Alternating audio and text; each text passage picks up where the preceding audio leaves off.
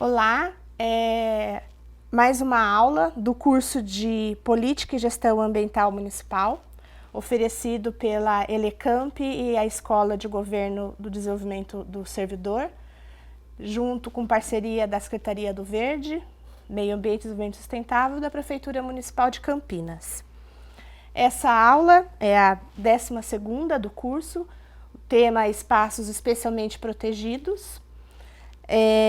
Eu sou a Sueli Tomaziello, sou geógrafa de formação, doutorado em Planejamento Ambiental pela Unicamp. Faço parte da equipe da Secretaria do Verde e Meio Ambiente. A introdução nesse tema exige um pequeno resgate da história, e esse resgate é de alguns milênios atrás, ainda antes de Cristo. Nos anos de 1122 a 255 a.C., a gente teve uma dinastia chamada de Shu, na China, que recomenda a conservação da floresta. E Platão, como um filósofo que todos já conhecem, que viveu também antes de Cristo, de 427 a 347, já reconhece a importância das florestas como reguladora da água e de proteção do solo. E o imperador da Índia, hindu Asaka, fala sobre a proteção aos animais terrestres, peixes e florestas. Esses três marcos históricos, eles são bastante importantes porque eles mostram que há muito tempo, antes mesmo de Cristo, já se tinha atos do governo visando a proteção da natureza.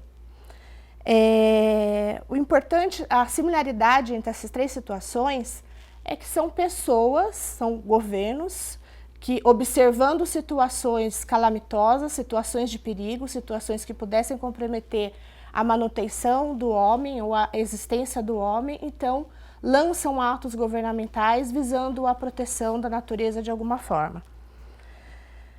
Bom, nós temos alguns outros registros na história bastante significativos e importantes para trazer aqui, contextualizar o tema dessa aula.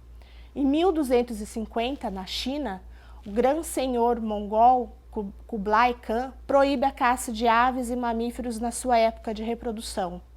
Na França, devido a uma escassez muito grande de madeira, devido ao excesso de desmatamento das florestas, o excesso do uso das florestas, famílias pobres não podiam enterrar os seus mortos em caixões. Então, durante o funeral, eles alugavam os caixões de madeira, faziam o funeral e depois os retiravam dali daquele caixão e os enterravam. De tão cara que era a madeira, não era possível comprar os caixões. Na Inglaterra, no século XIV, várias leis proibiram as serrarias hidráulicas, principalmente nas florestas dominiais, visando a sua proteção. Em Portugal, 1326, é lançada a proteção de aves de forma que o seu furto era considerado um crime como qualquer outro. No Brasil, a gente também tem alguns registros importantes. Logo que a coroa portuguesa chegou aqui no país, a gente tem registros desde 1605, onde tem o primeiro regimento do pau-brasil que protege a floresta do Brasil. É uma espécie que foi bastante ameaçada logo que os portugueses chegaram aqui no Brasil. Hoje é uma espécie em extinção.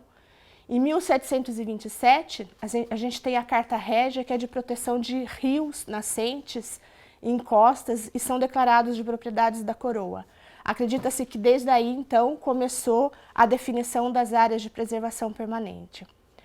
1727, guardem para essa data. Em 1799, é criado o Regimento de Cortes de Madeiras, cujo teor estabelece rigorosas regras para a derrubada de árvores. Em 1808, é criado o Jardim Botânico do Rio de Janeiro por Dom João VI. Também um marco extremamente importante. Em 1850, a gente tem a primeira lei de terras, ou Código de Terras. É a Lei 601. É essa lei que vai dar base ao Código Florestal na sua primeira versão escrita em 1934. Em 1861, é criada a Floresta da Tijuca, por Dom Pedro II, que determinou o plantio de mais de 100 mil mudas, e isso aconteceu durante 13 anos. Em 1911, a gente tem a primeira reserva criada no Acre, no estado do Acre, a primeira reserva florestal. Em 1921, a gente tem o Serviço Florestal, que é o SFBR. Esse dá origem ao então IBDF, Instituto Brasileiro de Desenvolvimento Florestal, que posteriormente, junto com a Secretaria de Meio Ambiente Federal e a Diretoria de Pesca, juntos criam o IBAMA. Em 1934, então, a gente tem a versão do Código Florestal, o primeiro Código Florestal, que foi oriundo ainda daquele primeiro ato de governo. E em 1937 é criado o Parque Nacional do Itatiaia, no Rio de Janeiro. Primeiro parque nacional. Isso é importante também. Em 1964, a gente tem o Estatuto da Terra, que incorpora as funções sociais da terra. É uma evolução também importante num ato normativo. Em 1965, então, a gente tem o Código Florestal, que foi revogado de 1934. Essa é uma nova versão. Em 1981, a gente tem a Política Nacional do Meio Ambiente. Esse marco é extremamente importante, todos sabem. A Política Nacional do Meio Ambiente cria o Sistema Nacional do Meio Ambiente e ela, feita e sancionada em 1981, ela traz para o município a competência também da gestão pública ambiental, tanto como federal como estadual. Tão importante é esse marco na questão ambiental que a Constituição Federal de 1989 insere um capítulo de meio ambiente e reproduz essa determinação da competência municipal na gestão pública ambiental. Em 1991, a gente tem a política agrícola. Em 98, a Lei Federal de Crimes Ambientais, também um marco importante. E, finalmente, no ano de 2000, a gente tem a Lei Federal 9985, que cria o Sistema Nacional de Unidades de Conservação da Natureza, e ele incorpora dentro desse Sistema Nacional um histórico de mais de um século de construção do que são unidades de conservação. Vou falar um pouquinho melhor ali, mais um pouco na frente. Em 2002, a gente tem o primeiro decreto que regulamenta o SNUC. Em 2006, a gente tem um outro decreto que regulamenta o SNUC em apenas uma categoria de unidade de conservação, que é a RPPN. E em 2002, então, a gente tem a terceira revisão do Código Florestal. Depois de 1934, 1965, 2012, a gente chega com a terceira versão do Código Florestal.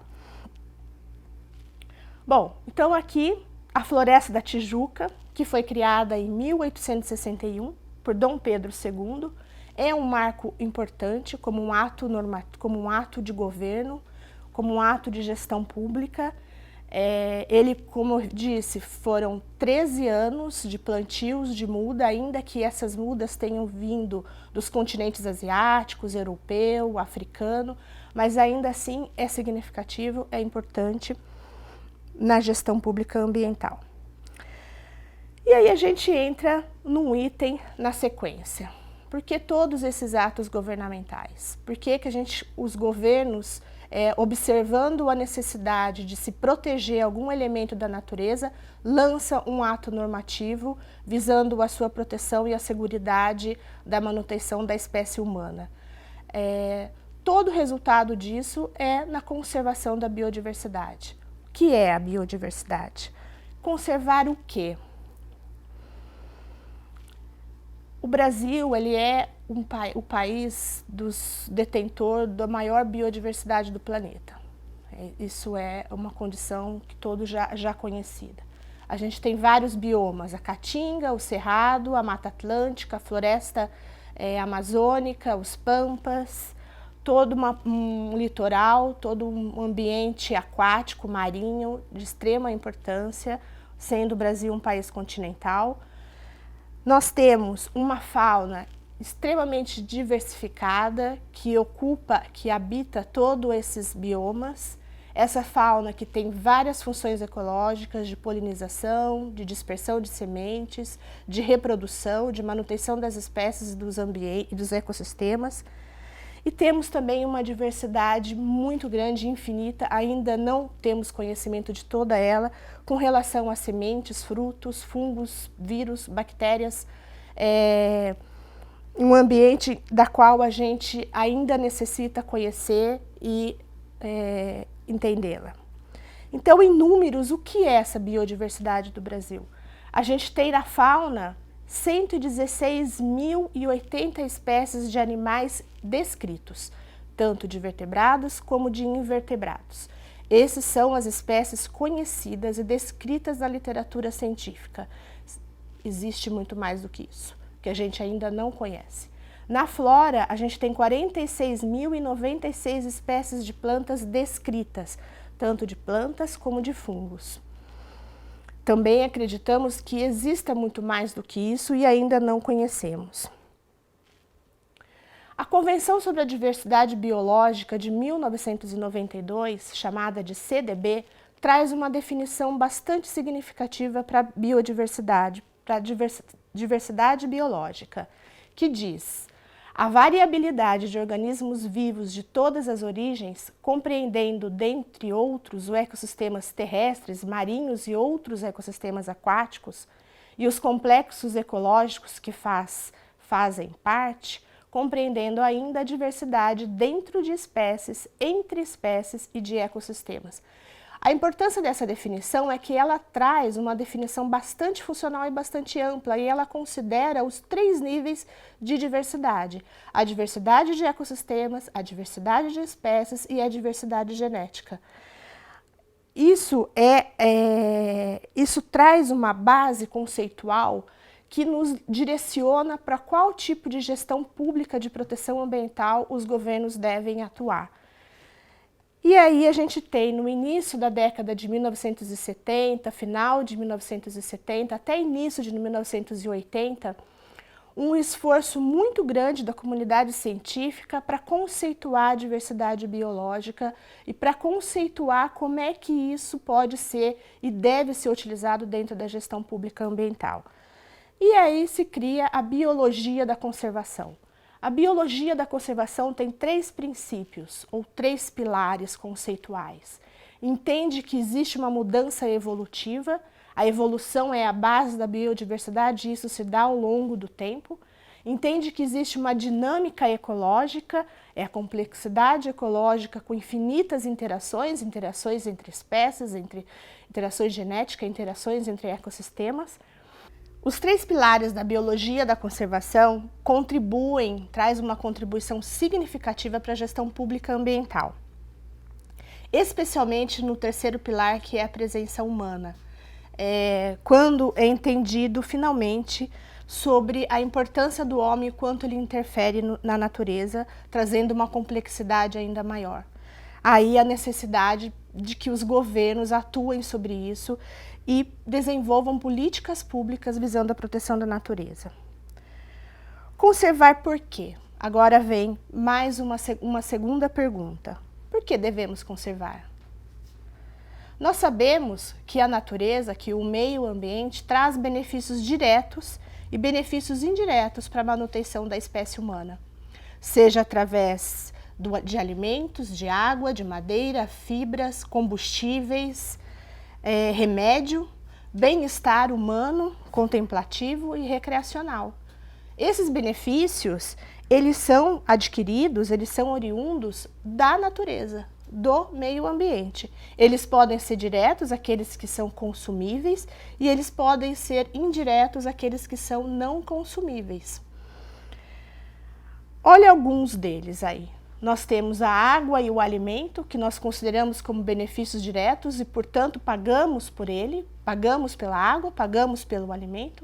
Temos os benefícios indiretos, também pagamos por ele, mas exige que eles passam, que a matéria-prima passe por um processo produtivo, por um processo industrial, para que finalmente ele chegue até as nossas casas, seja como combustível, medicamentos, solos produtivos, insumos da construção civil, ou seja, na forma de contenção de erosão, na forma de controle da qualidade da água, do ar. Então, a gente tem o que a gente chama de serviços ecossistêmicos. O que são esses serviços ecossistêmicos? São os benefícios que a natureza, em equilíbrio, traz para a manutenção e para a existência do homem. Controle do clima, sem a presença das florestas, sem a existência de solos permeáveis, sem a existência de um ciclo hidrológico funcionando, a gente não teria o controle do clima. Ou a gente teria temperaturas extremamente elevadas ou extremamente baixas, ou a gente teria escassez total de água pela ausência de chuva, e a gente não teria um ambiente mínimo necessário para a manutenção da espécie humana. Controle de erosão do solo, ela só pode ser feita com a presença de árvores, porque são as raízes que seguram e fixam o solo. O controle da qualidade e quantidade de água, que é promovida pelo ciclo hidrológico. O controle sanitário, que é promovido por espécies como urubus e ratos, que o homem geralmente se sente incomodado, indesejável, e afastam essas espécies, mas sem essas espécies, para, por exemplo, consumir as carcaças, os rejeitos animais, quem faria isso? Um cachorro? Ele poderia consumir, mas ele não tem no seu trato, no seu organismo, formas de aniquilar as bactérias desses dejetos animais. E aí ele traria para o homem doenças extremamente perigosas. Já os animais que são feitos para isso não têm essa interação com o homem. Então ele afasta do homem o perigo de algumas doenças e transforma assim a sua simples existência em controle sanitário. A polinização, nós sabemos que espécies nativas de abelhas fazem a polinização, e sem a polinização, pelo menos 80 alimentos hoje que a gente tem em nossas casas não são produzidos.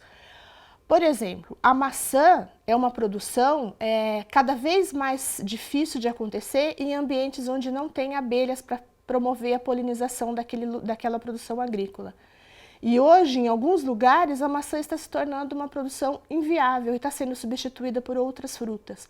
O morango, o maracujá, que a gente consome com facilidade em nossas casas, também depende da polinização de abelha.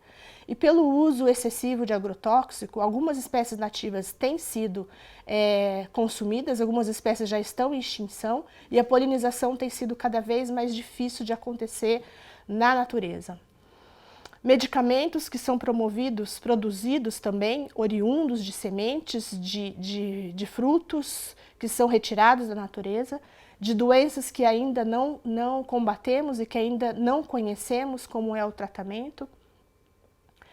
O controle de enchentes, o habitat, da biodiversidade e o bem-estar físico e mental. A saúde pública também é beneficiada por meio de funções ecológicas. Existem pesquisas que mostram, em hospitais psiquiátricos, que pacientes que ficaram internados em quartos em que havia um quadro com uma paisagem da natureza, uma janela aberta para a natureza, tinham uma recuperação muito mais rápida do que pacientes que ficavam em quartos sem janela ou sem a observação, sem a contemplação de um espaço, de um pedaço que fosse da natureza. Estudos mostram que isso é extremamente importante. Quando as pessoas saem de férias, as pessoas procuram ir para onde? Para praia, pescar, para montanhas, para próximo da natureza, porque ela oferece esse bem-estar. Ela é necessária para a manutenção, para o equilíbrio mental da espécie humana.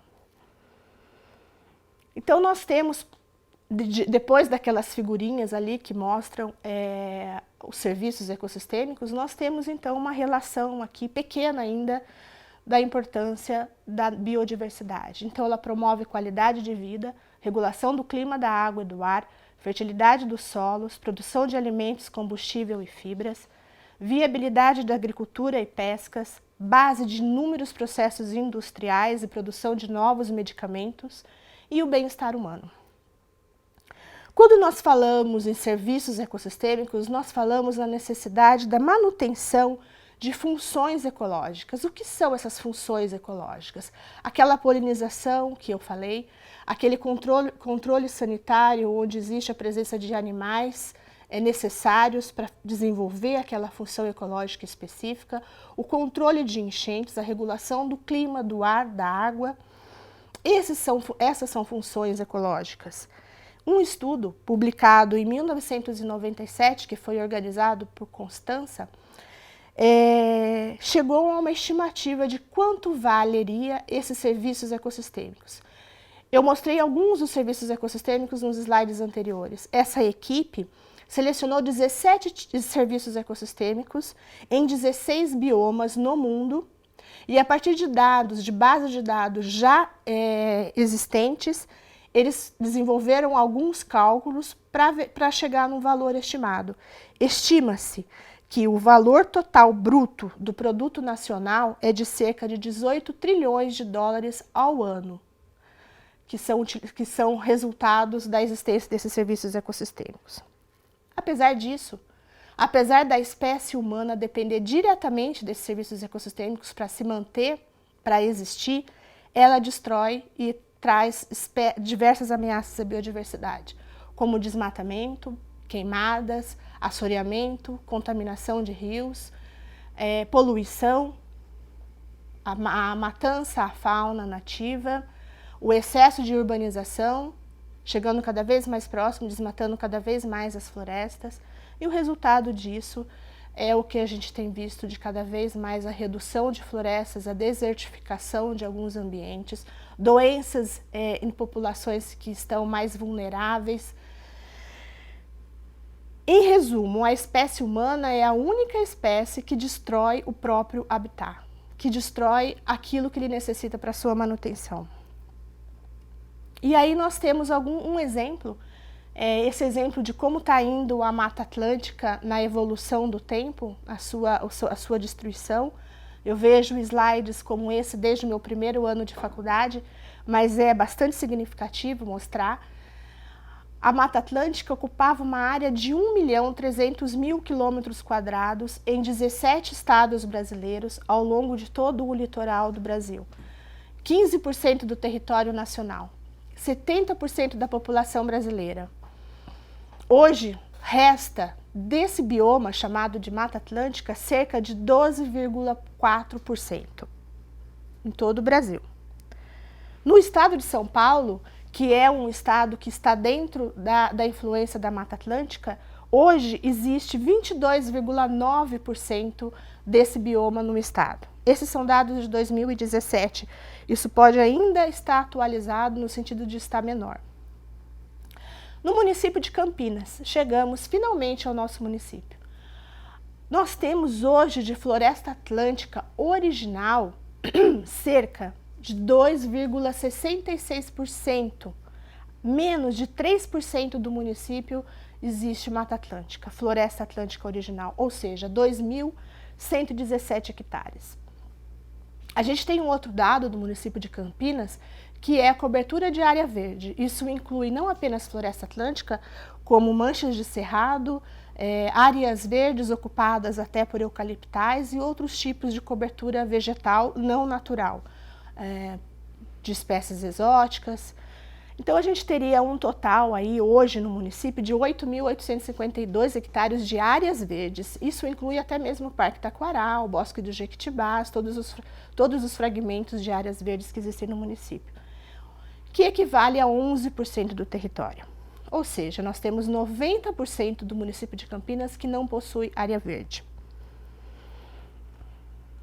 E aí nós chegamos à terceira pergunta: conservar como?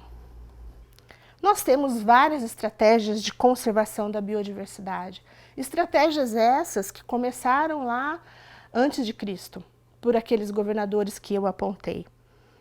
E nós evoluímos com conhecimento da biologia da conservação, evoluímos com conhecimento dos serviços ecossistêmicos, evoluímos com práticas de política pública e de ferramentas. E aí nós temos aí alguns exemplos de como nós podemos conservar a biodiversidade na escala municipal. Por meio de criação de espaços territoriais, especialmente protegidos, por meio de recuperação de áreas degradadas, de restauração florestal, a educação ambiental é uma ferramenta extremamente importante porque ela ajuda a agregar mais pessoas nos esforços de proteção da natureza. A fiscalização, saneamento básico, quando a gente se preocupa tanto com os resíduos sólidos como os efluentes domésticos e industriais. A saúde pública, monitoramento da biodiversidade e pesquisas. Essas são algumas estratégias que nós desenvolvemos também na escala municipal. Lembrando que o município também é um dos 3 entes federativos que são responsáveis pela gestão pública. E nós vamos falar de um especial aqui, que é a criação de espaços territoriais especialmente protegidos, um item garantido pela Constituição Federal de 1988. A Constituição Federal traz em seu artigo 225, no primeiro parágrafo, inciso 3º, a competência comum, tanto ao federal como ao estadual e ao municipal. E quais são os STEPs, ou os espaços territoriais especialmente protegidos? São as áreas de preservação permanente. Eu dei a ênfase no Código Florestal, porque as áreas de preservação permanente estão contidas no Código Florestal, desde 1934, na versão de 1965 e atualmente na de 2002, ela define o que são essas áreas de preservação permanente.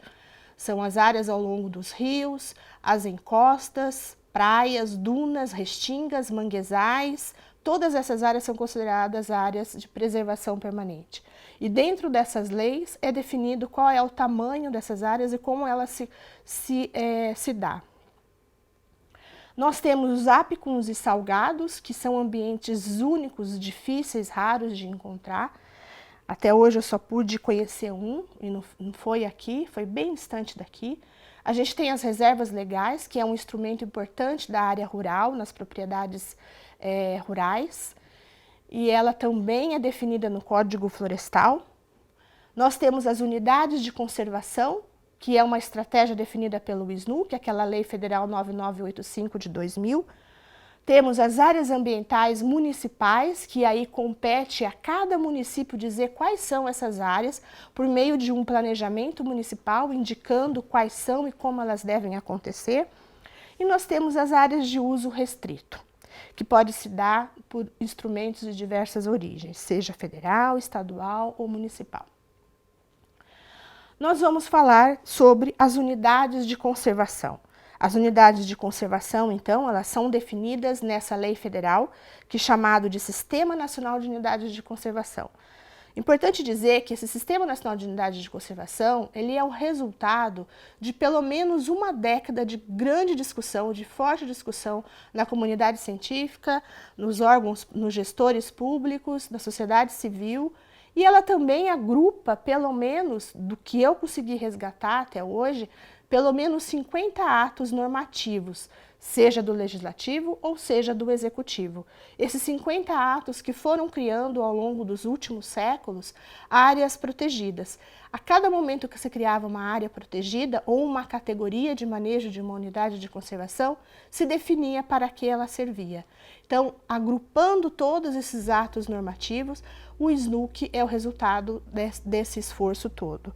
Daí a grande importância dessa lei federal e do porquê a gente sempre cita essa lei na gestão pública de unidades de conservação. O artigo 2º, no inciso 1º do SNUC, ele diz que uma unidade de conservação, para ser criada, obrigatoriamente precisa ter essas 6 condições. Características naturais, legalmente instituído, tem que ser instituído por um ato normativo, tem que ter objetivos de conservação, limites definidos no seu ato de criação, um regime especial de administração e garantias adequadas de proteção. Toda unidade de conservação, obrigatoriamente, precisa ter esses 6 requisitos. As unidades de conservação. Bom, uma outra informação importante do SNUC.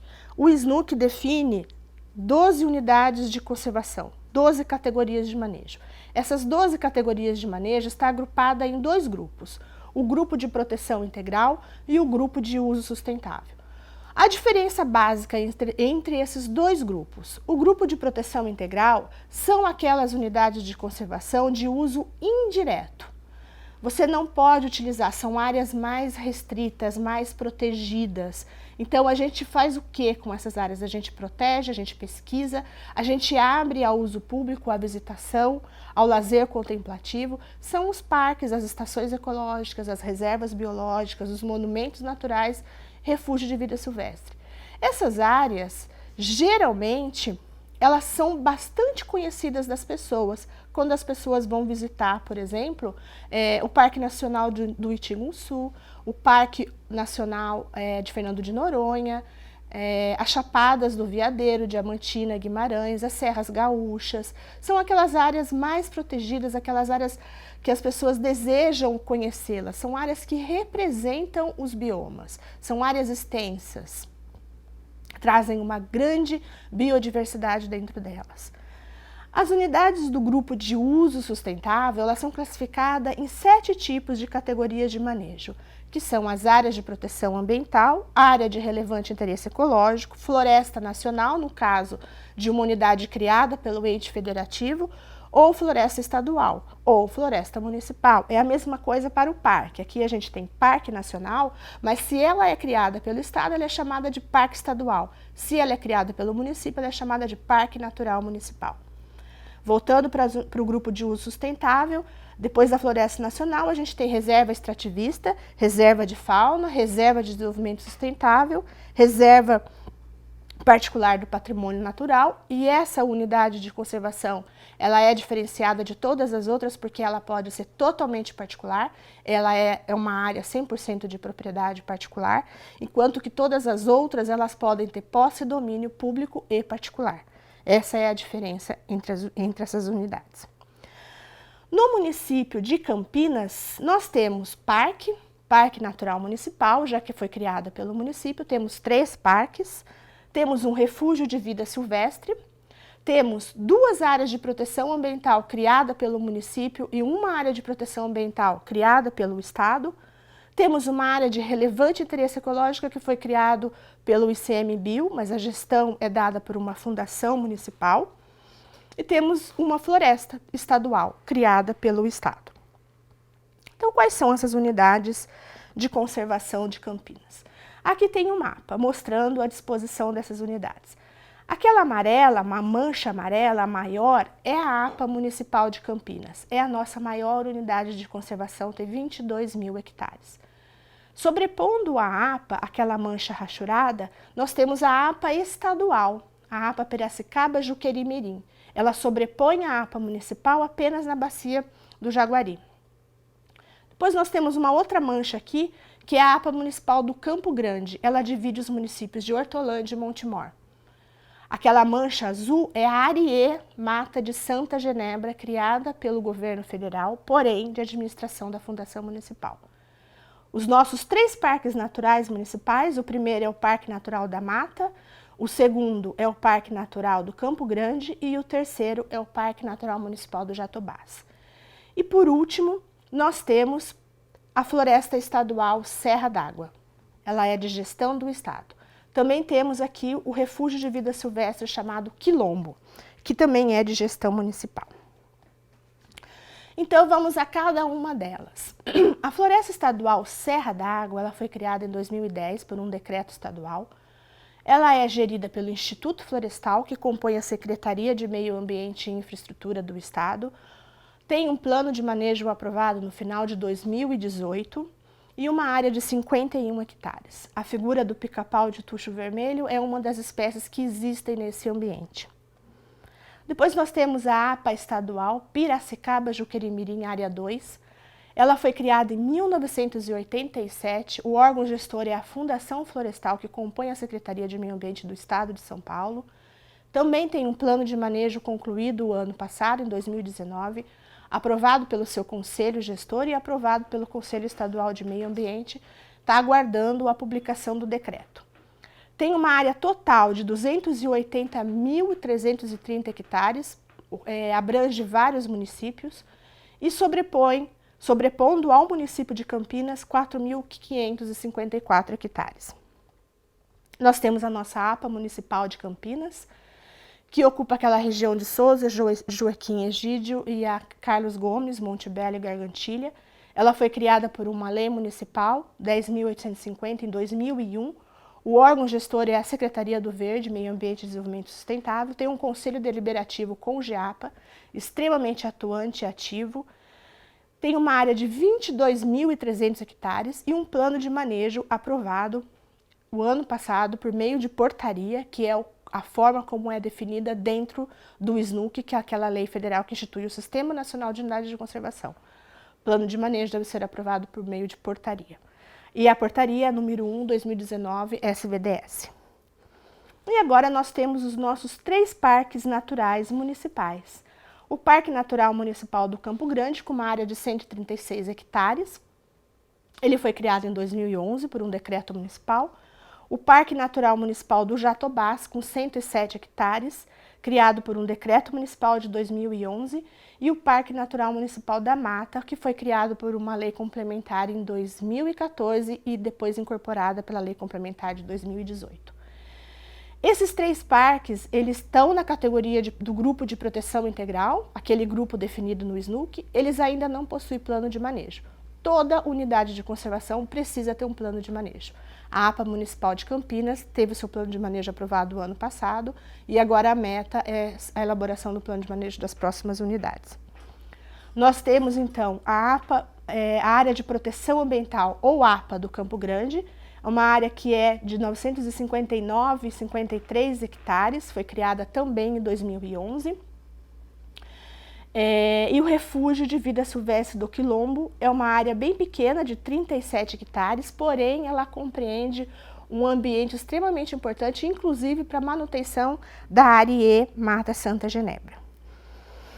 E nós também temos os espaços territoriais especialmente protegidos de Campinas, além das unidades de conservação.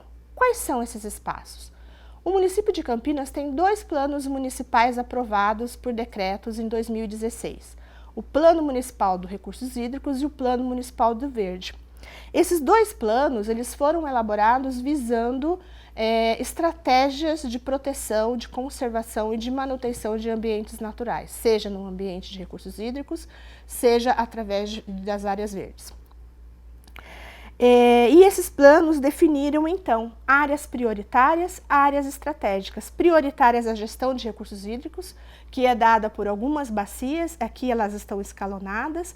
A área de proteção e recuperação, ela vai mostrando aqui das mais importantes em azul, depois o verde, depois o roxinho e depois o rosa.